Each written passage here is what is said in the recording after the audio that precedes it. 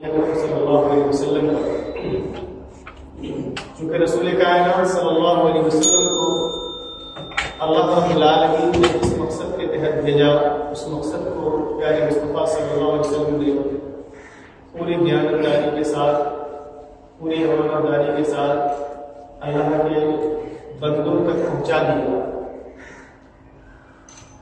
یقیناً کامیاب اور بامراد وہ لوگ ہوں گے جو لوگ اللہ کے رسول کی اطاعت اور فرمانبرداری کرے گا،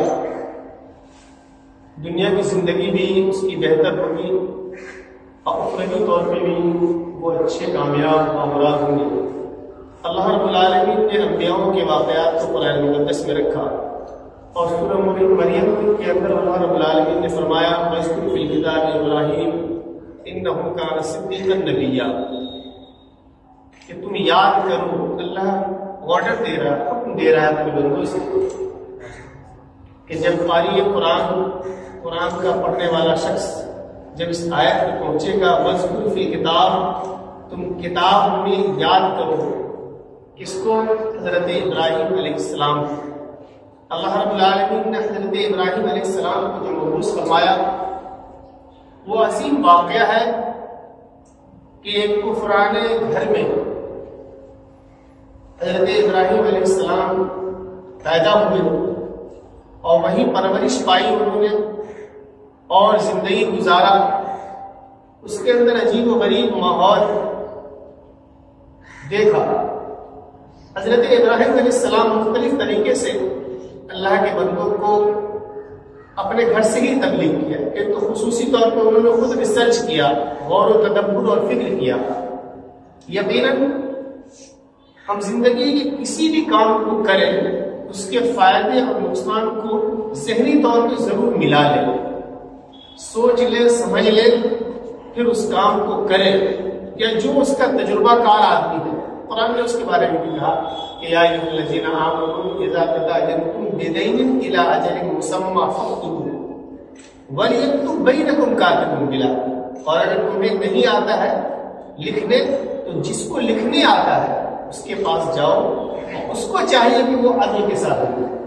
تو جس چیز کا آپ کو نالج نہیں ہے تو ایسا نہیں کہ بنا نالج کے ہی اس کام کو شروع کر دینا ہے۔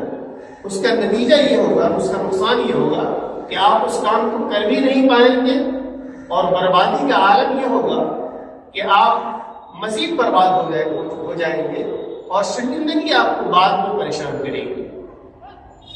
تو جو کام آپ کو خود نہیں آتا تو جس کام کا جو ماہر ہے اس سے رابطہ کریں، اس کو سمجھیں اور پھر اس پر عمل کریں۔ تو حضرت ابراہیم علیہ السلام کو اللہ نے کہا یاد کرو۔ کیا مطلب اس کو یاد کرنے کا؟ وہ آئے گئے، بات ہوئی، ختم ہو گئی، لیکن اللہ رب العالمین کو کیا پڑی؟ جبکہ ہمیں پیدا کیا اللہ رب العالمین نے حضرت رسول کائنات صلی اللہ علیہ وسلم کی امت میں، باوجود اس کے اللہ تعالیٰ یہ کہتا ہے کہ وَاذْكُرْ فِي الْكِتَابِ إِبْرَاهِيمَ، کتاب میں ابراہیم کو بھی یاد کرو۔ ابراہیم کو ہم یاد کیوں کریں؟ ایک سوال پیدا ہوتا ہے، تو سوال کا جواب یہ نکل کر آتا ہے کہ جب ہم حضرت ابراہیم علیہ السلام کو یاد کریں گے تو ظاہر سی بات ہے جو شخص جس کو یاد کرتا ہے تو اس کے واقعات کو دیکھتا ہے، اس کی زندگی کو دیکھتا ہے، اس کے گرے پڑے دنوں کو دیکھتا ہے کہ اس کی زندگی کیسے سنوری، وہ اللہ کے کیسے برگزیدہ بندے تھے۔ کیا انہوں نے اپنی زندگی کے اندر جھوٹ کا بھی سہارا لیا؟ کیا انہوں نے اپنی زندگی کے اندر کوئی واہیات کام کا بھی سہارا لیا؟ نہیں، بلکہ اس کی زندگی کو جب پڑھیں گے تو ایک بات نکل کر آئے گی کہ انہوں نے اپنی زندگی کے اندر سچائی کا سہارا لیا، جھوٹ کا سہارا نہیں لیا، اور انہوں نے کیا کیا کام کیا جو ان کے لیے فائدہ مند رہا۔ اللہ نے اس بات کی سرٹیفکیٹ دے دی کہ یہ کام بہتر ہے۔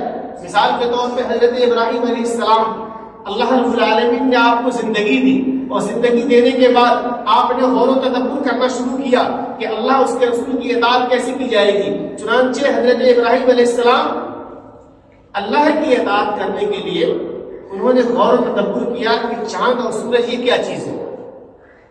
ہمارے والد محترم جو بناتے ہیں اس کے اندر کون سا پاور ہے؟ ان سارے پاوروں کو ملانے کے بعد پتا چلا کہ یہ چاند سورج بھی ایک ایسا وقت آتا ہے کہ جو ڈوب جاتا ہے، ختم ہو جاتا ہے۔ اس میسج سے اپنے ہم نواؤں کو، اپنے دوستوں کو اور اپنے گھر والوں کو بھی آگاہ کیا۔ اس کے بعد یہاں تک بھی چین نہیں ملا، پھر مزید آگے بڑھتے رہے اور اس نتیجے تک پہنچے کہ اس سب چیزوں کا جو خدا ہے وہ میرا خدا ہے۔ تو حضرت ابراہیم علیہ السلام کو یاد کرنے کے بارے میں اللہ رب العالمین نے قرآن میں جو میسج دیا کہ اے امت محمدیہ کے لوگوں، اے انسانوں، تم حضرت ابراہیم کو یاد کرو۔ یاد کرنے کا معاملہ یہ ہے کہ جب ان سے ہم یاد کریں گے تو ہمیں اللہ رب العالمین کو پانا آسان ہو جائے گا۔ اور انہوں نے جس سچائی سے کام لیا وہ سچائی یہ تھی، قرآن خود کہتا ہے ان فی خلق السماوات والارض، آسمان و زمین کی تخلیق میں غور و تدبر کرو۔ تو غور و تدبر آسمان و زمین کی تخلیق میں جو شجر و حجر ہے، جو پیڑ پودے ہیں، ان سب چیزوں پہ جب ہم غور کرتے ہیں تو اس کے خالق کا پتہ مل جاتا ہے۔ ہم اگر اپنے باڈی کے نشو و نما پر غور کریں تو اس کے تخلیق کرنے والے رب کا پتہ مل جاتا ہے۔ اسی لیے اللہ رب العالمین نے قرآن میں بار بار یہ کہا فلا تتفکرون، تم کم کیوں فکر کرتے ہیں؟ تو حضرت ابراہیم علیہ السلام، اس کے بعد حضرت ادریس علیہ السلام، اس کے بارے میں قرآن نے کہا اسی سورہ مریم کے اندر کہ وَاذْكُرْ فِي الْكِتَابِ ادریس اِنَّهُ كَانَ صِدِّيقًا نَبِيًّا۔ اور جب ہم حضرت ادریس علیہ السلام کے واقعات کو، ان کی زندگی کو پڑھیں گے تو اللہ سے قربت نصیب ہوگی۔ اس طریقے سے پھر اللہ رب العالمین نے فرمایا وَاذْكُرْ فِي الْكِتَابِ اسماعیل اِنَّهُ كَانَ صَادِقَ الْوَعْدِ وَكَانَ رَسُولًا نَبِيًّا۔ حضرت اسماعیل علیہ السلام ابراہیم کے بیٹے، اور حضرت اسماعیل علیہ السلام کو اللہ رب العالمین نے کہا کہ ان کو یاد کرو۔ صادق الوعدہ، یہ وعدے میں سچے تھے۔ گویا کہ ایک آدمی کا سچا ہونا بہت ضروری ہے، اور جب وہ وعدہ کر لے تو اس وعدے میں ڈٹا رہے یہاں تک کہ وہ قرار پا جائے، یہ بھی ضروری ہے۔ مومن کی یہ ایک علامت ہے، اور اگر ہم اس کے برخلاف کرتے ہیں تو پتہ چلتا ہے کہ ہم نے اللہ کی نافرمانی کی۔ تو حضرت اسماعیل علیہ السلام وعدہ کے سچے تھے، اور وعدہ کے کیا سچے رہے؟ وہ عظیم واقعہ کہ باپ کہتے ہیں اپنے بیٹے سے کہ اے میرے لخت جگر، میں خواب میں دیکھتا ہوں کہ میں تجھے اپنے ہاتھوں ذبح کر رہا ہوں۔ چنانچہ حضرت اسماعیل ذبیح اللہ علیہ السلام کہتے ہیں کہ ابا حضور، نبی کا جو خواب ہوتا ہے وہ خواب سچا ہوتا ہے، چنانچہ آپ اس کو کر گزریے، یقیناً آپ مجھے صبر کرنے والوں میں سے پائیں گے۔ اور اس بات کو وہ جب ادا کیے تو جب باپ نے لٹایا، گردن پہ جب چھری چلائی، اس وقت تک وہ ڈٹے رہے، ہٹے نہیں، اور حضرت ابراہیم السلام اپنے وعدے میں سچے ٹھہرے۔ اور جب سچے ٹھہرے تو اللہ رب العالمین کی طرف سے انعام آیا، اور وہ انعام اس طرح سے تھا کہ اللہ رب العالمین نے اس کو کٹنے سے بچا لیا، اور ایسی سنت جو رہتی دنیا تک وہ جاری و ساری رہے گا، جس کو رسول کائنات صلی اللہ علیہ وسلم نے ادا کیا، اور اپنی امت سے یہ کہا کہ جو صاحب استطاعت ہو، اس لائق ہو کہ وہ قربانی کے زمانے میں قربانی کر سکے، اور پھر وہ قربانی نہیں کرتا ہے تو یہ شخص اللہ کے نزدیک گنہگار ہے، اور گناہ کا کرنے والا شخص ظاہر سی بات ہے وہ پوچھ گچھ اس سے کی جائے گی۔ تو حضرت اسماعیل علیہ السلام وعدے میں سچے تھے، اور وکان رسول نبی، اور رسول بھی تھے اور نبی بھی تھے۔ تو اس طریقے سے انبیاءوں کے واقعات کو اللہ رب العالمین نے کہا اسے یاد کرو، اور یاد کرنے کے جو فائدے ہیں وہ یہ کہ تمہیں رہنمائی ملی۔ مزید آگے اللہ رب العالمین نے فرمایا یا ایھا الذین آمنوا اتقوا اللہ وکونوا مع الصادقین، اے وہ لوگ جو ایمان لا چکے ہو، اللہ سے ڈرو اور سچوں کے ساتھ ہو جاؤ۔ یہ سچوں کے ساتھ ہو جانے کا کیا معاملہ؟ ایک سوال پیدا ہوتا ہے کہ آلریڈی ہم مسلمان ہیں تو ظاہر سی بات ہم سچے ہوں گے؟ نہیں، مسلمان ہونے کے بعد کوئی ضروری نہیں کہ وہ سچ بولے ہی، وہ گناہ نہیں کرے۔ اسی لیے تو اللہ رب العالمین نے یہ میسج دیا کہ ایک آدمی جب ایمان قبول کر لیا ہے تو قائم رہنا بھی ضروری ہے۔ اس لیے کہ اللہ رب العالمین نے ایک نقشہ کھینچا قرآن میں کہ یا ایھا الذین آمنوا ادخلوا فی السلم کافۃ ولا تتبعوا خطوات الشیطان انہ لکم عدو مبین۔ حضرت عبداللہ بن سلام رضی اللہ عنہ یہ ابھی اسلام قبول کیے تھے، لیکن یہ یہودی سے اسلام قبول کیے، تو ان کے پہلے والے مذہب میں اونٹ کا ذبح کرنا گناہ سمجھا جاتا تھا۔ تو جب وہ اسلام قبول کر لیے تو اونٹ کا گوشت کھانے میں اس کو کراہیت فیل ہوتی تھی، جبکہ وہ اس کو حرام نہیں سمجھتے تھے، اس لیے کہ اب وہ اسلام قبول کر لیے ہیں تو اب اس کو حرام نہیں سمجھتے تھے۔ لیکن ایک ہوتا ہے ذہنی طور پہ، جو پرانے طور پہ وہ ذہن میں بات بسی ہوئی ہے جس کی وجہ سے وہ اونٹ کا گوشت کھانا پسند نہیں کرتے تھے، جبکہ وہ حرام نہیں سمجھتے تھے۔ رسول کائنات صلی اللہ علیہ وسلم تک یہ میسج پہنچا تو قرآن کی آیت نازل ہو گئی، یا ایھا الذین آمنوا ادخلوا فی السلم کافۃ، کہ اے ایمان والو اسلام میں پورے کے پورے داخل ہو جاؤ۔ اسلام میں تو آلریڈی داخل ہے، لیکن اسلام میں پورا داخل ہونا بھی ضروری ہے۔ بات کو صرف کہہ دیا کہ یہ مانوں گا لیکن نہیں مانا، یعنی پریکٹیکل اس کام کو کرنا یہ ضروری ہے۔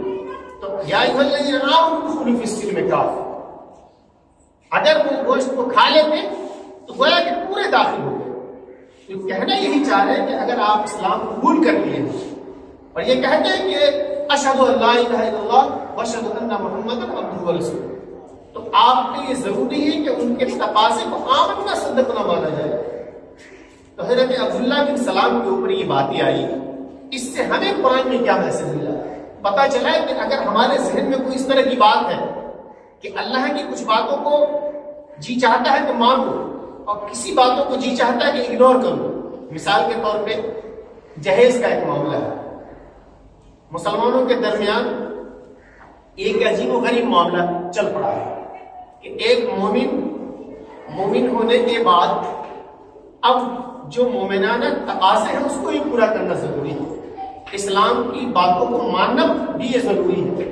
تو اب اس میں ایک غیروں کا رواج ہمارے اندر بھی داخل ہو گیا کہ جہیز لیتے ہیں اور خصوصی طور پہ ڈیمانڈ کر کے لیتے ہیں۔ تو یہ کیا ہے؟ اب ہم مسلمان تو ہیں ہی آلریڈی پہلے سے، لیکن ہم ڈیمانڈ کر کے جو لیتے ہیں اس کا پھر کیا معاملہ ہے؟ تو پتہ چلا کہ یہی نافرمانی ہے، یہ پورے طور پہ اسلام میں داخل نہیں ہو۔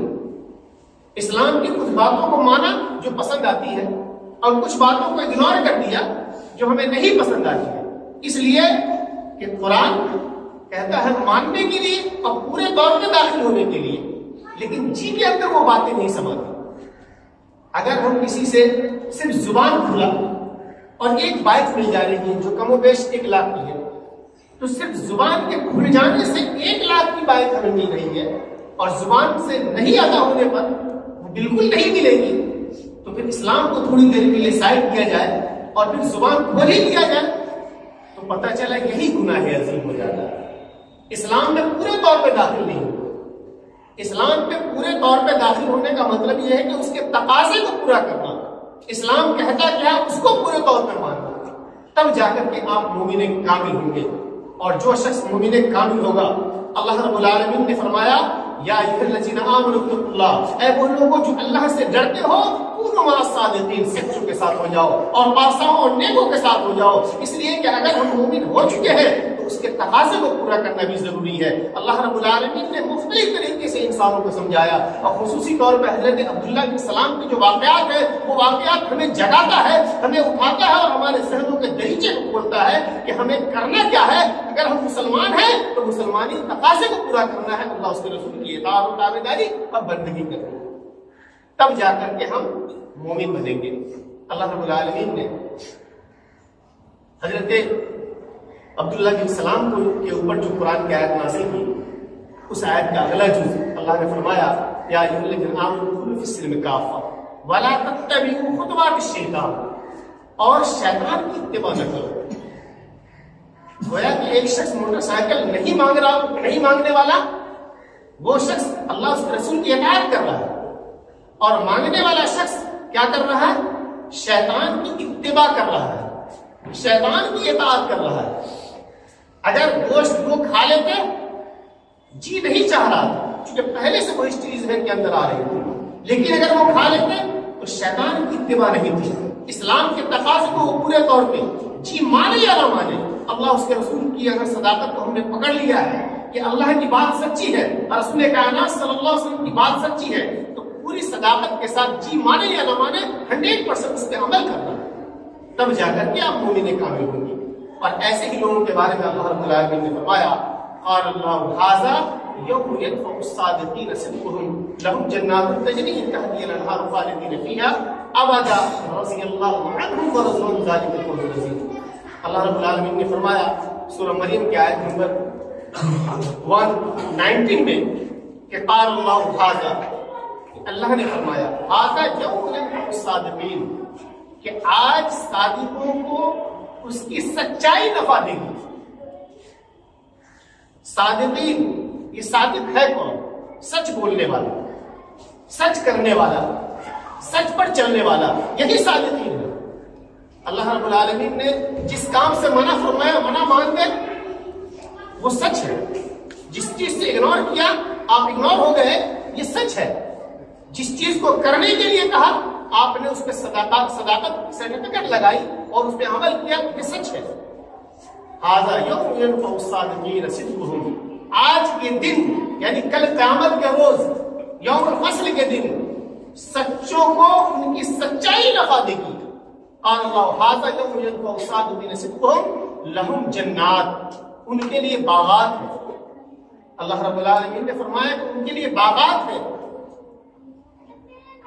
جنات تجری من تحتها الانہار، جس کے نیچے نہریں جاری ہیں۔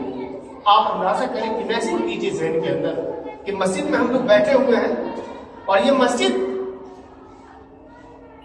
کے قریب سے نہریں بہ رہی ہیں اور دودھ کی نہریں بہ رہی ہیں، شہد کی نہریں بہ رہی ہیں، اور وہ دودھ جس پہ کبھی کوئی مکھی یا بال تک نہیں پڑا، ایک دم کلین اور ایسا میٹھا اور ایسا نیچرلی میٹھا جس میں چینی کا کوئی تصور نہیں ڈالنے کا، ایسا شہد جو 100% صحیح، اس کے اندر کہیں کوئی ملاوٹ نہیں، کوئی گندگی نہیں، اور پھر پانی کی نہریں ہوں گی۔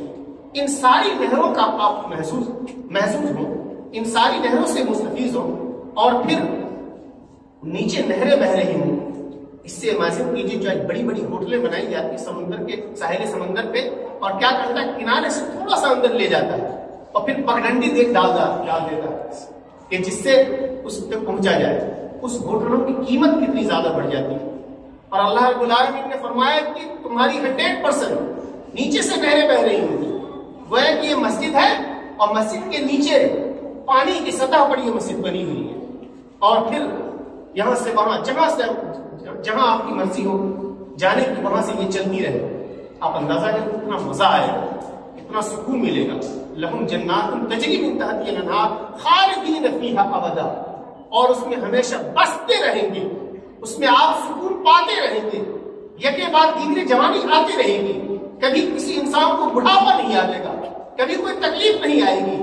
وہ چیز پانے کے لیے اللہ رب العالمین نے فرمایا وَلَكُمْ فِيهَا مَا تَشْتَهِي أَنفُسُكُمْ، تمہارے دل میں کبھی وسوسہ اور خیال تک نہیں آیا ہوگا۔ وہ چیزیں تمہارے رب نے تمہاری آشائش اور آرام و سکون اطمینان کے لیے بنا رکھی ہے۔ پتہ چلا کہ اللہ رب العالمین جو سکون بنا رکھا ہے، اس سکون کو پانے کے لیے آج سے محنت کرنی ہوگی، اور جتنی زندگی رب قدیر نے ہمیں اور آپ کو عطا فرمائی ہے، اس زندگی کے اندر محنت و جستجو کے ساتھ کرتے رہیں گے تو اللہ رب العالمین نے قرار و اطمینان و سکون عطا فرمائے گا۔ اس دنیا دار العمل ہے، اور اللہ رب العالمین نے فرمایا کہ الذی خلق الموت والحیات لیبلوکم ایکم احسن عملا، اللہ رب العالمین نے موت و حیات کو پیدا کیا، مقصد دیکھے کون اچھے عمل کرتا ہے، کون بہترین طریقے سے عمل کرتا ہے، کون میری اطاعت و تابعداری اور فرمانبرداری کر کے آتا ہے، اور کون مجھے ناراض کر کے آتا ہے۔ پتا چلا کہ رب قدیر کی اگر باتوں کو اگر ہم صحیح طور پہ عمل میں لے آئے اور رب قدیر کی پوری باتوں کو اگر طریقے سے مانتے رہے تو یقین جانیے کہ آپ کے دن اچھے آنے والے ہیں اور دنیا بھی اچھی ہوتی ہے اگر کوئی محنت سے کام کرتا ہے۔ مثال کے طور پہ ایک شاپ کھولا آپ نے، اور شاپ کھولنے کے بعد اس پہ دیانتداری کے ساتھ سامان ڈالا، پورا ٹائم آپ دیتے ہیں، آنے والے کسٹمر سے اچھے لب و لہجے میں بات کرتے ہیں، اپنا باڈی بھی اچھا ہوتا ہے، اپنی لینگویج بھی اچھی ہوتی ہے، اپنے طور طریقے بھی اچھے ہوتے ہیں، تو دن دگنی رات چوگنی وہ دکان ترقی کرتی ہے۔ اس کی وجہ ہے کہ اس کے تقاضے کو وہ پورا کر رہا ہے، تو یہاں بھی وہ کامیاب ہو رہا ہے اور گھر میں بھی کامیاب ہو رہا ہے، آس پاس بھی کامیاب ہو رہا ہے، گویا کہ زندگی کے تمام شعبے میں وہ کامیاب ہو رہا ہے۔ اسی طریقے سے رب قدیر نے ہمیں جو آئیڈیا دیا ہے، جو طریقہ حیات دیا ہے جینے کا، اگر اس طریقہ حیات کو اگر رسول اللہ صلی اللہ علیہ وسلم کی باتوں کو مانتے ہوئے عمل میں لاتے ہیں تو یقین جانیے کہ دنیا بھی ہماری اچھی ہوگی اور پھر آخرت بھی اچھی ہوگی۔ تو رب قدیر نے فرمایا شیطان کی اتباع نہ کرو، انہو لکم عدو مبین، شیطان تمہارا کھلا دشمن ہے۔ اور آپ یقین جانیں حضرت کعب بن مالک رضی اللہ عنہ ایک صحابی رسول ہے، وہ کہتے ہیں کہ جنگ تبوک کے موقع پر رسول کائنات صلی اللہ علیہ وسلم نے کہا کہ چلنا ہے سب کو، سب لوگ گئے جس میں ہم نہیں گئے، اور میرے دل میں ایسا نہیں تھا کہ میں نہیں جاؤں گا، میں خوشحال تھا، میرے پاس گھوڑے تھے، میں اس دور میں کافی خوشحال تھا، میں سوچا کہ جیسے وہ لوگ گئے ہیں میں پیچھے سے تھوڑا سا تیز چلوں گا، میں پالوں گا اس قافلہ کو۔ چنانچہ دن گزرتے گئے اور میں نے اب چاہا کہ اب شروع کروں جانا، پتہ چلا کہ رسول اللہ صلی اللہ علیہ وسلم ادھر سے اب لوٹ رہے ہیں۔ اب جب لوٹ رہے تو ہمت پس اب جا کے کیا کریں، یہاں تک کہ رسول اللہ صلی اللہ علیہ وسلم آئے اور آنے کے بعد مسجد نبوی میں ٹھہرے، لوگوں سے میل ملاپ سلام و کلام ہوا، اس میں سے جو لوگ نہیں گئے تھے لگ بھگ اس کی تعداد 80 کے قریب تھی، اور یہ سارے لوگ حضور صلی اللہ علیہ وسلم کے سامنے گئے، اپنا اپنا عذر پیش کیا اور ان کے معاملات کو اللہ رب العالمین کے حوالے کر دیا، لیکن ان کے باطن اللہ کے حوالے، یہ جھوٹ بول رہے یا سچ بول رہے ہیں اللہ جانے۔ حضرت کعب بن مالک اور ان کے جیسے دو اور، اس میں منافقین لوگ تھے 80 میں، لیکن 3 لوگ جو صحابی رسول جو 100% صحیح تھے، انہوں نے ارادہ کر لیا کہ ہمیں جھوٹ نہیں بولنا ہے۔ چنانچہ حضرت کعب بن مالک اپنا سارا سچا واقعہ کہہ دیا۔ جب کہہ دیا تو رسول کائنات صلی اللہ علیہ وسلم نے اسے منع کر دیا، تمام جو وہاں کے لوگ تھے، جو صحابہ کرام تھے، ان سے بات چیت کرنے سے منع کر دیا۔ یہ کہتے ہیں کہ یہ 2 لوگ جو تھے وہ اپنے گھر چلے گئے، اور جانے کے بعد گھر ہی میں رہتے تھے، صدمہ تھا ان کو۔ میں چونکہ توانا تھا، طاقتور تھا، میں بازار بھی جاتا، لوگوں سے ملتا جلتا، لیکن کوئی لوگ مجھ سے ملتے نہیں، میں سلام بھی کرتا، اس کا جواب وہ دیتے کہ نہیں دیتے، میں ہونٹ پہ غور کرتا تو اس کی ہونٹ میں جنبش نہیں آتی۔ رسول اللہ صلی اللہ علیہ وسلم کے ساتھ نماز ہی پڑھتا، تو نماز پڑھتے ہوئے میں دیکھتا کہ رسول اللہ صلی اللہ علیہ وسلم کہیں دیکھ تو نہیں رہے مجھے، تو چنانچہ ان کو لگتا ہے کہ رسول اللہ صلی اللہ علیہ وسلم ہمیں دیکھ رہے ہیں، لیکن جیسے ہی مخاطب ہوتا نماز کے بعد تو پھر مجھ سے چہرے پھیر لیتے۔ دن گزرتے رہے، یہاں تک کہ 40 روز گزر گئے، دنیا میرے لیے تنگ معلوم ہونے لگی کہ سب کے سب مجھ سے اگنور ہے، گھر کے لوگ مجھ سے اگنور، ہر آدمی مجھ سے متنفر نگاہوں سے دیکھ رہا ہے، زندگی میری اجیرن ہو گئی، دنیا اتنی وسعت ہونے کے باوجود مجھ کو بہت تنگ فیل ہونے لگی۔ پھر ایک رات ایک میسج آیا رسول اللہ صلی اللہ علیہ وسلم کی طرف سے کہ کعب بن مالک تم اپنی بیوی سے بھی بات چیت نہیں کرو اور اس کے ساتھ نہیں سو۔ اب یہ بات مجھ کو اور پریشان کی اور میں نے اپنی بیوی کو ان کے میگی بھجوا دی، یہاں تک کہ اب تو لگا کہ اب کیا حشر ہوگا، اب میرے حالات کیسے ہوں گے۔ 10 دن گزر گئے، اب لگتا تھا کہ میں مر جاؤں گا، اس قدر وہ پریشان ہوئے۔ ایک تو یہ کہ رسول اللہ صلی اللہ علیہ وسلم کی ناراضگی، اور یہ اس ناراضگی کی وجہ سے سارے لوگ ناراض، اللہ ناراض، اس کے رسول ناراض، سارے لوگ ناراض۔ اسی بیچ مجھ کو بہت سارے لوگ یہ کہنے لگے کہ کیا ہی بہتر ہوتا کہ آپ بھی جھوٹ بول دیتے اور آپ بھی بری ہو جاتے۔ کہا کہ نہیں، میں ایسا نہیں کرتا، اس لیے کہ اگر میں ایسا کرتا تو اللہ رسول اللہ صلی اللہ علیہ وسلم کو میسج دے دیتا، اور پھر آپ صلی اللہ علیہ وسلم کو جب پتا چلتا تو پھر میں اللہ کے نزدیک بھی گناہ گار، اور رسول اللہ صلی اللہ علیہ وسلم چونکہ میرے حالات حاضرہ سے آگاہ ہو جاتے تو پھر ان کی بھی ناراض ہے۔ اسی لیے اللہ کو میں ناراض نہیں کرنا چاہتا۔ میں یہ امید کرتا تھا کہ اللہ میرے لیے کوئی سبیل نکال دے، ہنسی کھیل میں نہ چاہتے ہوئے گناہ ہو گیا۔ چنانچہ حضرت کعب بن مالک کا جب 50واں دن گزرا تو ایک شخص، ایک منادی جو ہے جبل کے پہاڑ سے پکار کے کہا، یا کعب بن مالک ابشر، کہ اے کعب بن مالک تمہیں خوشخبری ہو۔ چنانچہ میں اسی وقت سجدے میں گرا، اور پھر اور بھی لوگ آئے، جو لوگ جو مجھ سے نفرت کرتے تھے، اب سب کے سب لوگ یہ کے بعد بجلے آ رہے ہیں اور سب مجھے سلام کر رہے ہیں اور کہہ رہے ہیں تمہیں خوشخبری ہو۔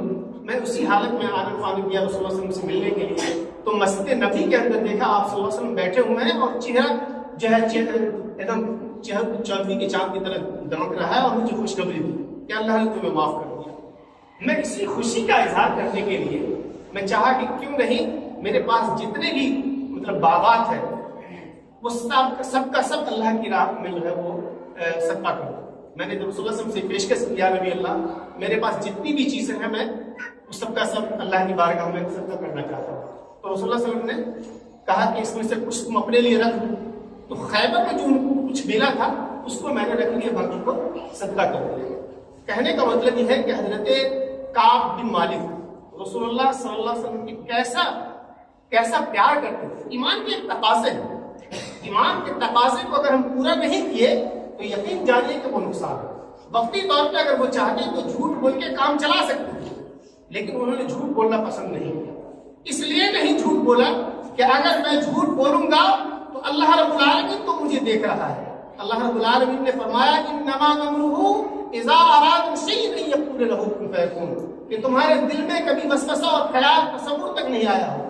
اللہ تمہارے انما امرہ اذا اراد شیئا، تمہارے دل کے اندر جو وسوسہ اور خیال ہے وہ چیزوں کو تیرے رب جانتے ہیں، اور جس چیز کے بارے میں ارادہ کرتا ہے اللہ رب العالمین تو صرف اتنا کہتا ہے کن فیکون، ہو جائے تو وہ چیز ہو جاتی ہے۔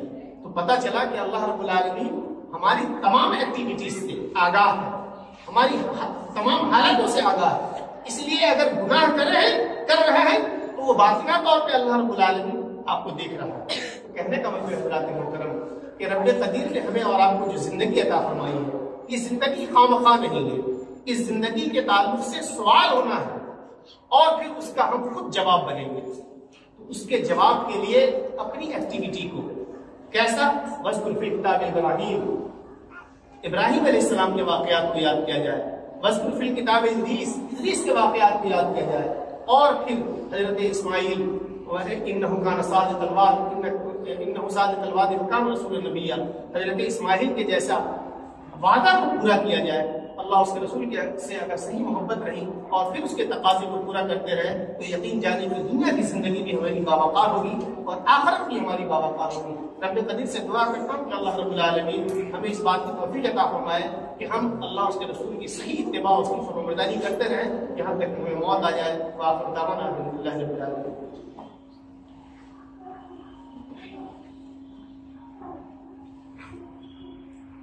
الحمدللہ نحمدہ ونستعینہ